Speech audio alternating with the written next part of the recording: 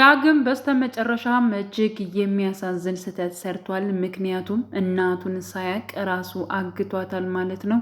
እናቱን ለማግኘት እጅግ በጣም ብዙ ነገሮችን እየታገለ ባለበት ታይም አሁን ላይ ሳሚ እንግዲህ እናትህን እንዳገናኝህ ወይንም ደግሞ ከእናት ጋር እንድትገናኝ ከፈለግ የብሌንን አሳዳጊ እንድታግትልኝ እፈልጋለሁ ብሎት ነበረ ማለት ነው። ዳግም እንግዲህ የብሌን አሳዳጊ አውቋታል። ምክንያቱም ቤቷ ድረስ በመሄድ ይብን ራሱ አብረው ተሰብስበው ማለት ነው ምግብ በልተዋል። በሌላ ጊዜ እና ደጋግመ ብለው ነበር ማለት ነው። ምክንያቱም ልጇ የጠፋው ልጇ 18 ዓመት ሙሉ የተለያየችው ልጇም ስለሚናፍቃት ማለት ነው እና ይህን ነገር ተናግራ ነበረ። ግን ደግሞ ያው አሁን ላይ ማለት ነው በበላበት እጅ እንግዲህ ነክሷል ማለት ይቻላል። ምክንያቱም እንደዚያ እየሳሳችለት በስስ ስታወረው የነበረውን ልጅ አሁን ላይ ግን እሱ አግቷታል ማለት ነው። እና ሳሚ እጅግ በጣም ከባድ ውሳኔ ነው እንትን ያደረገው። በነገራችን ላይ ለዚህ ቅጣቷ በሚል ይመስለኛል ይህን ነገር ያደረገው። ቅጣቷ ምንድን ነው? ከዚህ በፊት እንግዲህ ሳሚ ደውሎ ነበረ እንዳትናገሪ ብሏታል። ምክንያቱም ብሌን ጋር ሂደሽ እናቷ በህይወት እንዳለች እንዳትናገሪ፣ በቃ አርፈሽ ተቀመጪ፣ ካለዚያ ግን ልሽን እገለዋለሁኝ በማለት እንግዲህ ነግሯት ነበረ። ግን ደግሞ ወይዘሮ ገነት ብሌንን አስቀይሜያታለሁኝ፣ መጥፎ ነገር ሰርቻለሁ፣ እኔ የራሴ ልጅ ለማግኘት ብዬ እሷን አሳዝኛታለሁ፣ በፍጹም እንደዚህ ማድረግ የለብኝም፣ የፈለገው ይሁን እውነቱን ሄጄ ለብሌን እነግራታለሁ፣ ይቅርታም እጠይቃታለሁ በማለት እንግዲህ ቀጥታ ብሌን ወደምሰራበት ቤት ወደ እነሰላም ቤት ነበር እያመራችው ማለት ነው። ሳሚ እንዳትሄጂ ልሽን እገልብሻለሁ፣ ይህንን ምስጢር አፍነሽ ያዡ ብሏት ነበር። እሷ ግን አልቻለችም። የራሴ ልጅ ለማግኘት እሷን ማሰቃየት የለብኝም በማለት እንግዲህ እጅግ በጣም እንትን በሚል ሁኔታ ማለት ነው ቀጥታ የሄደችው ወደነ ሰላም ቤት ነበረ። ሰላም ቤት በመሄድ እንግዲህ ቃልንም እንዲሁም ሰላምንም ብሌንንም አግኝታቸዋለች ማለት ነው። ልጄ አስቀይሜሻለሁኝ እባክሽን ይቅርታ አድርጊልኝ ብላ እንግዲህ ይቅርታ አድርጋላታለች ማለት ነው። እና ሁሉን ነገር አሁን ላይ ብሌን አውቃለች። ያ ማለት እንግዲህ ሰላም እናቷ ማለት ነው በህይወት እንዳለች እንዳልሞተች ያለውን ሁኔታ ብሌን ተረድታለች። እጅግ በጣም ደስ ብሏታል። ደግሞ እጅግ በጣም ነው የምወድሽ፣ ከእናቴ በላይ ራሱ አንቺን እወድሻለሁ በማለት እንግዲህ ለወይዘሮ ገነትም ተናግራለች ማለት ነው። ሌላው እንግዲህ አቶ በኃይሉ ያደረገው ወይንም ደግሞ የሰራው ስህተት አለ።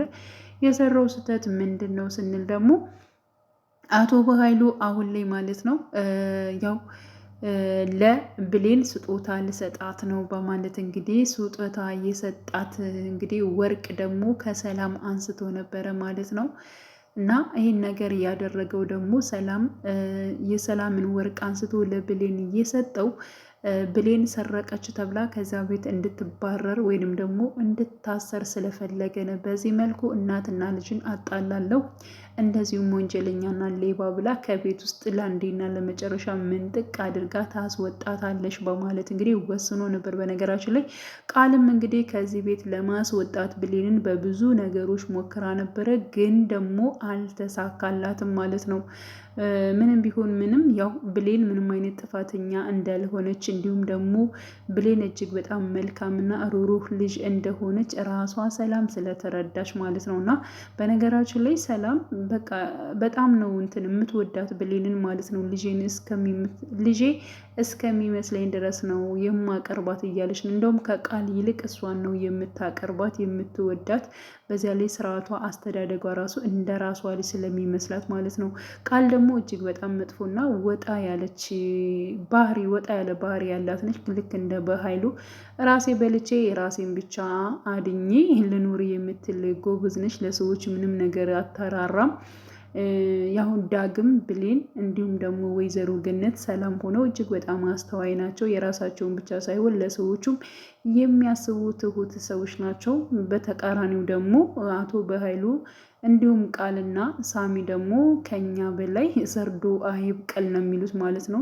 የራሳቸውን ብቻ ነው፣ እርስ በርስ ራሱ እንኳን እንትን አይሉም ማለት ነው። እና ሳሚ እንዴት አድርጌ ማግኘት አለብኝ ብሎ ስለ ራሱ ያስባል በኃይሉን ቦታ። በኃይሉ ደግሞ ከኔ በላይ ማንም የለም በማለት እንግዲህ ነገሮቹን ሁሉን እየጨቆነ ይገኛል ማለት ነው። ቃል ደግሞ እነሱን ደግሞ አቶ በኃይሉን እንዴት አድርጌ የእሱን ጉድ አውጥቼ አዋርጄ ሁሉን ነገር የሰላምን ንብረት ወደ እኔ እንዴት አድርጌ ማድረግ እንዳለብኝ እያለች እንግዲህ እያሰበች ትገኛለች ማለት ነው። እና አቶ በኃይሉ ያው ሰላምን ብለዋለች፣ እሷን መካስ አለብህ ያለ ጥፋቷ እንዴት እንደዚህ ፍላሽ ሰርቀሻል ምናምን ብለ እንዴት እንደዚህ ታደርጋለህ? ስለዚህ እሷን መካስ አለብህ ብለው ነበር ማለት ነው። እና እሺ ብሏል። እንግዲህ ቢሮ ድረስ ጠርቶ ለብሌን ምንድን ነው የሰጣት? የሰላምን ከሰላም ሀብል ሰርቆ ለብሌን ስጦታ ገዝቼልሻለሁ፣ አስቀይሜሻለሁ እስከ ዛሬ እባክሽን ይቅርታ አድርጊልኝ፣ ለዚያ የሚሆን ስጦታ ደግሞ ገዝቼልሻለሁ በማለት የሚያምር እንግዲህ ሀብል ማለት ነው ሰጥቷታል ለብሌን ማለት ነው። እና የብሌን ሀብሏ ደግሞ ያው ስታየው እጅግ በጣም ደስ ብሏታል። ያምራል እንዴ ወርቅ እኮ ነው ብላለች። አዎ ላንቺ ወርቅ ይገባሻል፣ በቃ ይቅርታ አድርጊልኝ ስለ ሁሉም ነገር በማለት እንግዲህ አቶ በኃይሉ ለብሌን ሰጥቷታል። ብሌን ደግሞ እሺ ብላ ተቀብላለች። ግን ደግሞ ጎበዝና ስማርት ነች። በነገራችን ላይ ተጠራጥራለች ማለት ነው።